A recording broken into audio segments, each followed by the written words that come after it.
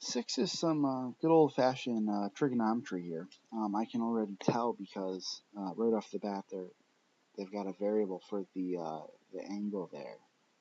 So not only will that be my reference angle, I know I'm going to do some trig. I'm going to use so, ka, and toa.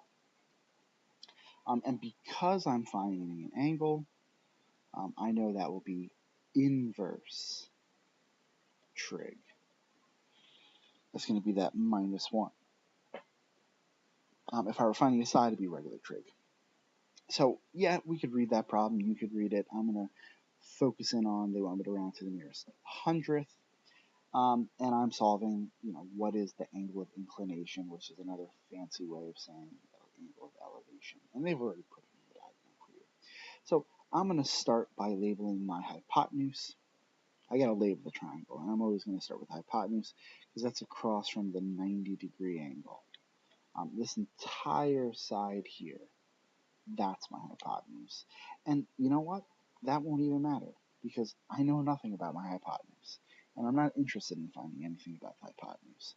What I do know is now if I go across from my reference angle by drawing a line, that will be the opposite. And I definitely have that.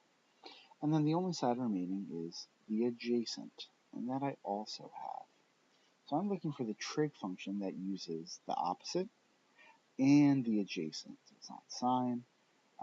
Yeah, the adjacent, but that's not the opposite. It's not cosine. And that trig function is tangent. So I'm going to write out tangent, the inverse, right? The inverse tangent function.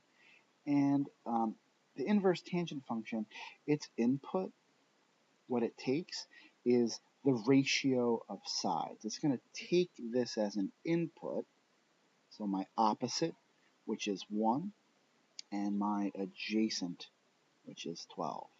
And what it will spit out as an output is the angle, the reference angle. So if I type this into my calculator, making sure that I'm in degrees, I'm going to do second tangent to get the inverse and do 1/12. 1 over 12, 1 divided by 12.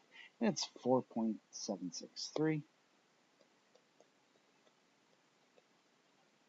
And they want me to round to the nearest hundredth. So this is the ones, the tenths, and the hundredths.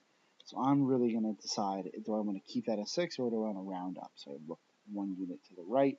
If that were 5 or higher, this 6 would get rounded up to a 7.